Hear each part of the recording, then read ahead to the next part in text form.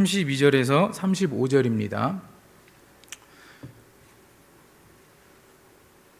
요한복음 6장 32절에서 35절 제가 읽어드리도록 하겠습니다. 눈과 귀로 함께 따라오시면 감사하겠습니다. 제가 읽겠습니다.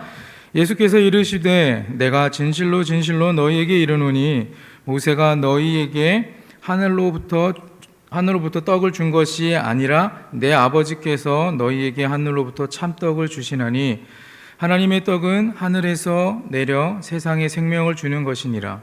그들이 이르되 주여 이 떡을 항상 우리에게 주소서. 예수께서 이르시되 나는 생명의 떡이니 내게 오는 자는 결코 줄이지 아니할 터이요 나를 믿는 자는 영원히 목마르지 아니하리라. 아멘. 네, 반갑습니다. 오늘도 이 자리에 사모하고 나오신 우리 모든 성도님들을 축복하고 환영합니다. 그리고 또한 온라인으로 예배드리시는 모든 성도님들도 함께 은혜 받는 귀한 시간이 되기를 소망합니다. 네, 오늘 오전에 또 새벽에는 비가 왔는데 지금은 또 비가 안 오죠. 계속 비가 왔다 안 왔다 합니다. 그러니까 또 덥기도 하고요, 또 습하기도 하죠. 그러다 보면은 좀 무기력해지는 경우도 있어서 보면은 예배를 오늘 가야 되나, 온라인으로 드릴 수 있으니 온라인으로 참여해야 되나, 그런 마음이 들긴 하겠지만 그래도 우리의 이런 문제와 상황들은 아무것도 우리 예배를 막을 수 없다라는 마음이 들었습니다. 그렇게 힘들고 좀 무기력해지고 하겠지만 그래도 하나님 앞에 나와서 예배하는 이 시간은 그 어떤 것도 우리를 막을 수 없다라는 것을 믿습니다. 그래서 오늘 이 자리에 나오셨으니 하나님의 말씀만에 온전히 선포되길 바라고 또 은혜와 평강에 가득하기를 소망합니다. 오늘부터는요 7월 한 달 동안 생명이라는 주제로 말씀을 함께 나눌 겁니다. 그래서 오늘 생명 첫 번째 시간인데 오늘 말씀의 제목을 하나님이 주신 선물이라고 한번 정해봤습니다. 말씀에 보면 선물이라는 단어가 있습니다. 그리고 그 선물을 하나님이 주셨다라고 이제 풀 수가 있으면 쉽게 말해 풀었을 수가 있습니다. 근데 여러분, 누군가에게 선물을 받는다는 것은 어떠한 기분이 드시나요? 저는 누가 선물 준다 그러면 그냥 기분이 좋더라고요. 뭐가 있을까? 안에 뭐가 있을지도 모르고 뭘 줬는지도 모르는데 그냥 선물 그러면 기분이 좋더라고요.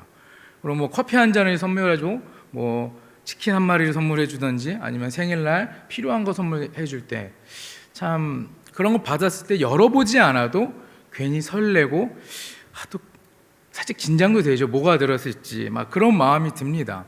여러분들은 어떠십니까? 여러분들도 저와 동일한 마음을 가지시리라는 생각을 합니다. 그런데 하나님께서 저와 여러분에게 오늘 선물을 주신다고 말씀하십니다. 근데 그러면 선물을 오늘만 주셨냐? 그건 아니죠. 계속해서 저희에게 선물을 주셨는데 어떤 선물을 주셨는지 여러분들이 생각해보면 다 나옵니다. 답이. 왜냐하면 우리에게 은혜도 부어주셨고요, 또 아픈 것이 있으면 치유할 수 있는 역사도 주시고요, 그리고 또한 하나님과 함께 할 수 있는, 동행할 수 있는 은혜와 역사도, 또한 이곳에서 이렇게 예배를 드릴 수 있는 이런 귀한 시간도 허락하신 게 모든 것이 다 하나님께서 우리에게 주신 선물이라는 것입니다. 이렇게 큰 은혜와 사랑, 함께 하심이 우리에게 늘 주어지는 선물인 것입니다. 그런데 특별히 오늘 본문에서는요 하나님께서 주신 선물이 있는데 그게 뭐냐면 영원한 생명을 의미합니다. 본문에서는 하늘로부터 준 떡을 말하고 있고요, 또 예수님께서는 자신을 생명의 떡이라고 말씀하십니다. 본문 앞절의 내용을 한번 살펴보면 오병이어의 기적이 나옵니다. 여러분 잘 아시는 5천 명을 먹이신 오병이어의 기적을 행하신 후에 이야기를 기록하는데 벳세다에 머물고 있던 수많은 무리의 사람들이 있습니다. 그 사람들이 제자들이 배를 타고 가버나움으로 가는 것을 보았습니다. 근데 그 안에 예수님이 안 계셨어요. 그러니 거기서 계속 기다리면 예수님이 다시 한번 우리에게 오실 거야라는 그런 기대감을 가지고 기다렸습니다. 그러나 예수님 오지 않으셨어요.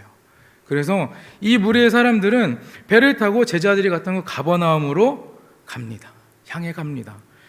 그리고 예수님은 그들이 가버나움에 온 목적을 너무나도 잘 알고 계셨어요. 함께 읽진 않았지만 6장 26절에 보면 내가 진실로 진실로 너희에게 이르노니 너희가 나를 찾은 것은 표적을 본 까닭이 아니요 떡을 먹고 배부른 까닭이로다. 그리고 27절에 계속해서 말하기를 썩은 양식을 위하여 일하지 말고 영생하도록 있는 양식을 위하여 하라고 이렇게 말씀하십니다. 예수님께서 이렇게 말씀하신 것은요 무리가 예수님의 그 5천 명을 먹였던 그 사건을 봤던 무리, 많은 예수님께서 행하신 표적과 이적들을 봤던 그 많은 사람들이 그것을 보고 영적인 것에 더 큰 관심을 가졌으면 하면서 말씀하셨는데, 오히려 이들은 예수님이 그렇게 말씀하셨지만 그 말 듣지를 않고 더욱더 떡에 집중합니다. 먹을 것에. 그것이 뭐냐면 이 떡은 세속적인 것, 하나님이 말씀한 영적인 것이 아닌 것이죠. 세속적인 것에 계속 관심을 갖습니다. 집착합니다. 이런 태도를 보시고 예수님은 그런 많은 무리에 있는 사람들을 책망하시지요. 이처럼 안타까운 일들은 오늘날 우리에게도 계속 반복되어집니다. 그런 우리에게 예수님께서는 이렇게 말씀하세요. 영적인 것에 관심을 가져라. 계속해서 가르치시는 것입니다. 6장 29절에 하나님께서 보내신 일을 믿는 것이 하나님의 일이라고 말씀하시는데, 여기서 말하는 하나님의 일이란 뭐냐면 하나님을 위한 일 혹은 하나님이 원하시는 일을 가르칩니다. 많은 무리가 예수님의 이적을 봤습니다. 그리고 그렇기 때문에 모였던 거예요. 그러나 하나님이 원하시는 일을 하려고 하는 관심과 열정은 전혀 없었습니다. 그저 예수님이 행하시는 기적과 이적들, 표적들만 보고 싶었던 것입니다. 그렇기 때문에 예수님께서 제가 방금 읽어드린 26절과 27절과 같이 표적을 본 까닭이 아니고 떡을 먹고 배부르니까 썩은 양식을 위하여 일하지 말라고 말씀하시는 것입니다. 29절에 하나님의 일이란 바로 하나님께서 세상에 보내신 메시아 예수 그리스도를 믿는 것이라고 말씀해 주십니다. 오늘 우리에게 주신 하나님의 선물이 누구라고요? 예수 그리스도인 것입니다. 우리는 예수 그리스도를 통해서 영원히 목마르지 않고 줄이지 않게 된다는 것입니다. 본문 35절에 예수님이 말씀하십니다. 나는 생명의 떡이니 내게 오는 자는 결코 줄이지 아니할 터이요 나를 믿는 자는 영원히 목마르지 아니하리라. 이렇게 말씀하십니다. 예수님께서는 자신을 생명의 떡이라고 말씀하십니다. 그렇게 말씀하신 것은요, 메시아를 기다리고 있는 이스라엘 백성들에게 이 메시아가 행해야 할 일들에 대해서 그들이 쉽게 이해하도록 비유를 통해서 말씀하신 것이죠. 이스라엘은 주님께서 떡에 대해서 말씀하실 때 어떤 떡을 생각했냐면 이스라엘 백성이 출애굽하고 난 뒤 광야 생활을 했을 때 하나님께서 그들의 생존을 위해 내려주신 만나를 생각했습니다. 그들은 자연적인 방법으로는 생존할 수 없는 그 광야에서 하나님께서 매일 내려주시는 만나로 인해서 40년이라는 시간을 살아갈 수 있게 된 것이죠. 그러므로 이런 역사적 경험을 가지고 있는 이스라엘에게는 떡은 단순한 음식만의 개념은 아니었다는 것입니다. 곧 생명 자체를 의미합니다. 따라서 주님께서 자신의 생명이 떡이라고 말씀하신 것은 마치 이스라엘 백성들이 출애굽해서 광야에서 굶주려 죽을 수밖에 없었을 때 하나님이 만나를 내려주심으로 그들로 하여금 살아갈 수 있게 해주셨던 것처럼 죄로 인해 멸망에 갇혀있던 우리를 구원하기 위해 세상에 메시아를 보내주신 자신을 믿는 자마다 구원을 받게 해주셨다는 사실을 말씀해주고 있습니다. 그러므로 광야에서 만나를 먹은 사람들은 생존하였던 것처럼 죄로 인하여 멸망을 받을 수 없는 자들은 주님을 메시아로 믿을 때에만 그들의 죄는 사라지고 구원받을 수 있게 된다는 것입니다. 이러한 의미로 예수님은 하나님께서 주신 선물인 것입니다. 또한 생명의 떡이 되는 것입니다.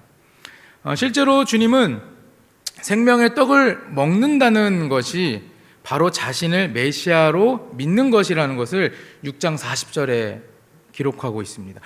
내 아버지의 뜻은 아들을 보고 믿는 자마다 영생을 얻는 이것이 마지막 날에 내가 이를 다시 살리라 하시니라. 위에서 계속 말씀드렸던 것처럼 예수님께서 주시려고 하는 이 떡은요, 광야 시대의 이스라엘 백성들이 먹었던 만나와는 다른 것입니다. 40년의 광야 생활에 이스라엘 백성들은 모세를 통해 공급받았던 만나로 생명을 지켜나갔습니다. 하나님께서 그들을 생명을 지켜나갈 수 있게 만나를 주신 것입니다.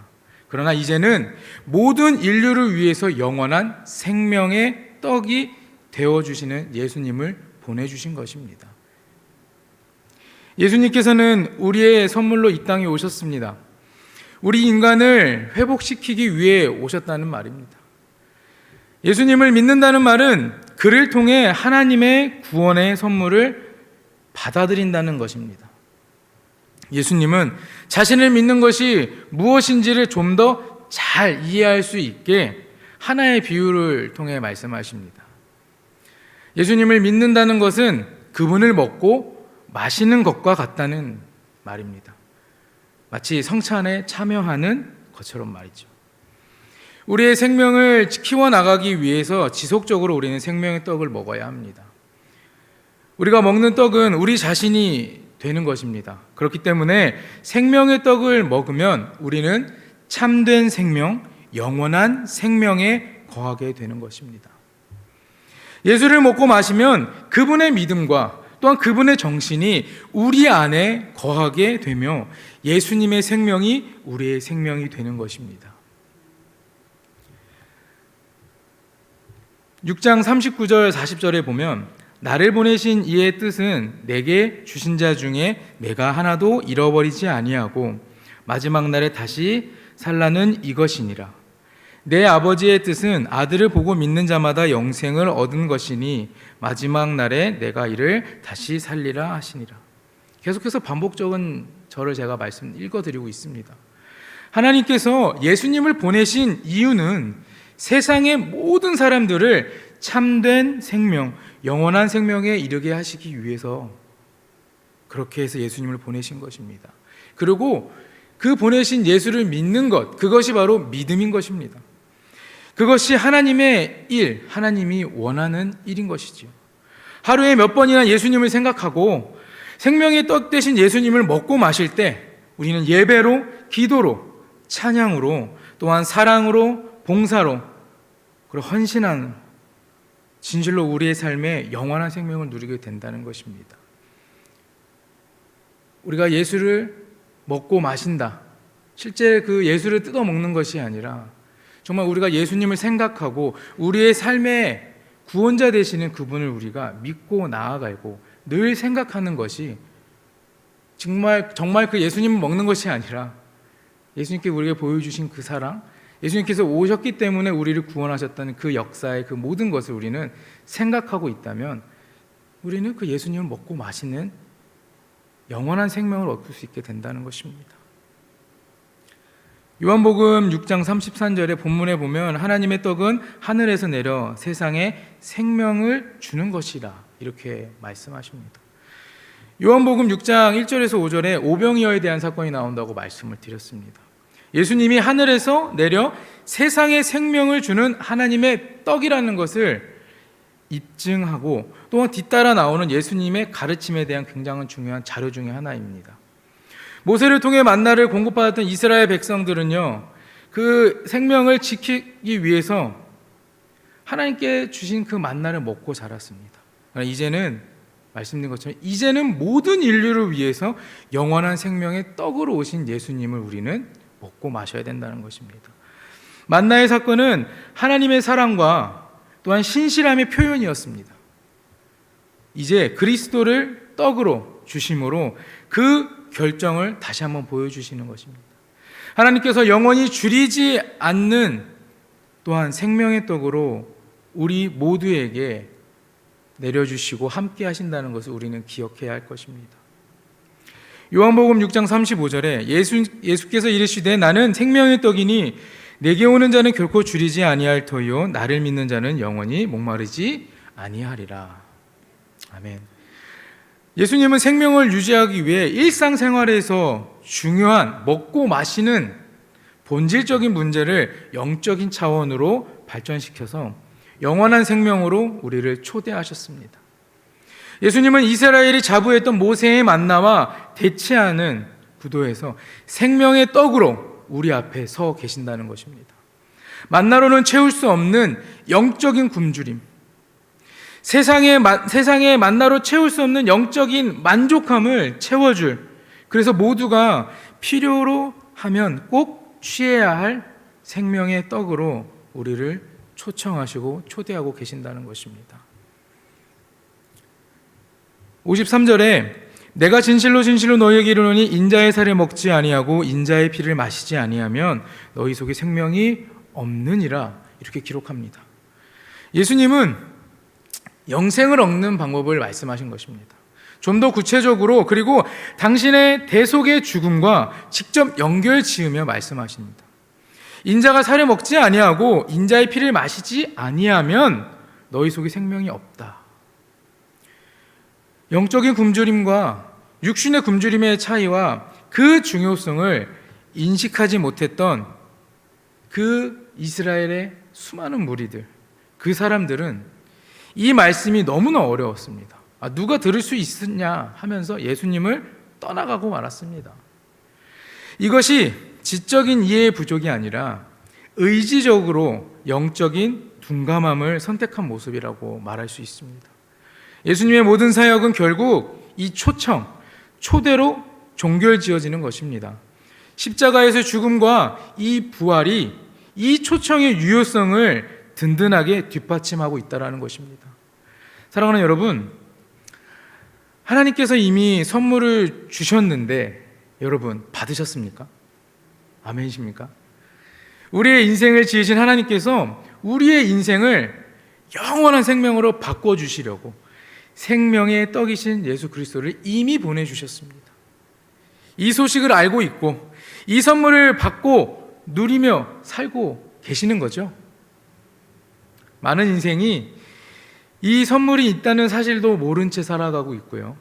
또한 이 선물보다 훨씬 좋지 않은 다른 선물들을, 그것들에 만족하려고 너무나 애를 쓰고 살아갑니다.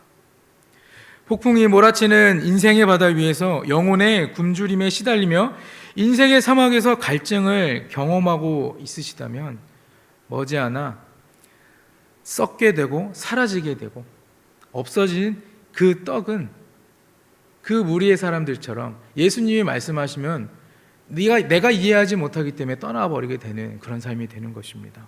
그러나 우리의 영혼의 빈자리를 채우고 우리의 마음 가운데 임하시는 것은 바로 예수 그리스도 생명의 떡이라는 것을 우리가 기억하면 좋겠습니다. 인생의 참 주인이신 하나님께서 내 영혼의 만족감을 채워주십니다. 또한 하나님께서 인정하실 만한 삶을 살고 있다는 확신 속에 우리가 살아갈 수 있게 된다는 것입니다. 인생의 깊고 참된 재미를 느끼지 못하고 살아가는 것은 하나님의 선물을 우리가 아직 내 것으로 소유하지 못하고 있기 때문에 그런 것입니다. 여러분, 우리에게 이미 주셨습니다. 그럼 우리는 그대로 받은 것을 하나님 나 받았으니까 나 이대로 살아가겠습니다. 아멘하고 믿고 나아가면 되는 것입니다. 여러분, 또 한번 물어보겠습니다. 제가 한번 질문하실게요. 하나님께서 오늘 만약에 선물을 주신다면 받으시겠습니까? 아멘이십니까? 네. 이 선물을 아직 받지 못한 분이 있으시다면, 예수님의 그 생명의 떡을 받지 못한 분이 있다면 이 선물은 꼭 받으시길 바랍니다. 왜냐하면 나의 옆집에 내가 아는 사람이 엄청난 금액의 복권에 당첨된 것보다, 물론 좀 마음은 흔들 수 있습니다. 그러나 그것보다 비교할 수 없고 바꿀 수 없는 차원의 것이기 때문에 우리에게 주어지는 거, 복권의 큰 금액이 로또의 그런 것이 아니라 우리에게 하나님께서 예수 그리스도를 주신다, 보내주신다 그러면 우리는 아멘하고 받으시면 되는 것입니다. 바로 나를 위한 하나님의 선물이 새벽 배송처럼 문 앞에 딱 갖다 놓으시면 어때? 문 열었을 때 얼마나 행복합니까? 그리고 그것을 그냥 두는 것이 아니라 나의 집으로, 또한 나의 마음으로, 우리 삶에 그것을 가지고 들어와야 된다는 것입니다. 딱 문을 열었을 때 얼마나 행복합니까? 저도 그렇거든요. 문 열었을 때 택배가 있으면 뭘 시켰는지도 알면서도 뭐가 있을까? 이런 생각을 합니다. 그런 것처럼 우리는 이미 알고 있습니다. 우리에게 보내주신 그 선물이 예수 그리스도이고 생명의 떡이고 우리를 살리시는 구원자 예수라는 것을. 그러나 우리는 그걸 또 받을 때 또 기대가 되고 설레고 또 어떤 것을 우리를 하나님 기쁘게 해주실까라는 그런 마음으로 받을 수 있다라는 것입니다. 그 선물을 열었을 때 내 영혼의 굶주림의 배는 채워져 갈 것이고요. 나의 삶에 대한 불만과 또한 자신의 결핍을 솔직하게 인정하고 영적인 굶주림과 갈증에 내가 허덕이고 있다는 인정하는 것이 되는 것입니다. 그러면 채워주신다는 것입니다. 내가 하나님 앞에 나 너무 완벽하다고 얘기하는데 채워주시지 않는 거니까 우리가 하나님 앞에 늘 고백하고 부족한 거 숨기지 않고 하나님께 구하면 채워주신다는 것입니다. 영적인 굶주림과 갈증을 느끼는 것은 생명의 기원을 향해 우리가 성큼 다가가는 발걸음이 되는 것입니다. 영적인 굶주림과 세상을 향한 우리의 육의 굶주림의 차이는 굉장히 큽니다. 그래서 하나님의 은혜를 통해서 또한 그 영원한 그 하나님께서 보내주신 그 생명의 떡을 갖고 살아가기 위해서 우리는 하나님 앞에 성큼성큼 다가가야 할 것입니다. 마지막으로 하나님께서 주시는 선물을 원한다면 나에게 주시기를 원하신다면 감사함으로 받으시기 바랍니다. 인생의 모든 불만과 불안 또한 아픔과 좌절의 원인이 다른 무엇에서 있지 않고 바로 내가 죄인이라는 사실에 있어서 인정해야 한다는 것입니다. 생명의 떡이신 예수 그리스도께서 나를 위해 몸을 깨뜨리시고 또한 나를 위해 피를 쏟아 부어주셨다는 것을 우리는 믿어야 되는 것입니다. 의심하면 안 된다는 것입니다.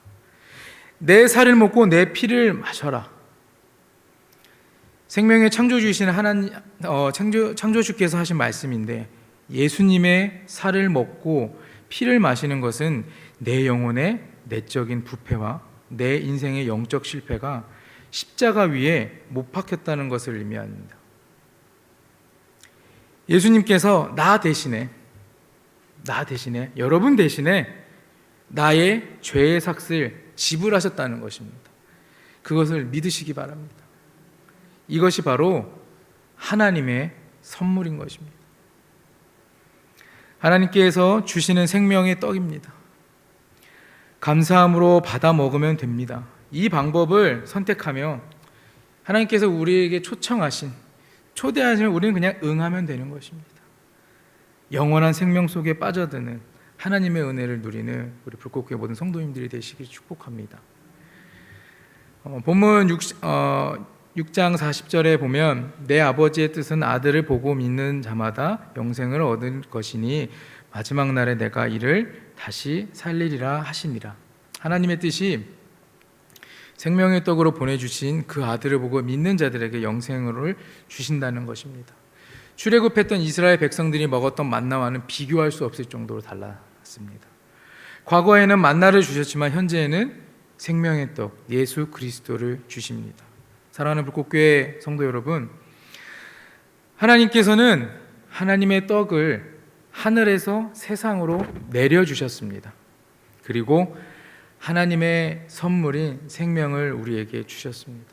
나는 이 생명의 떡이라 말씀하신 예수님의 말씀처럼 우리는 우리에게 오는 그 떡을 그냥 받아 먹으면 되는 것입니다.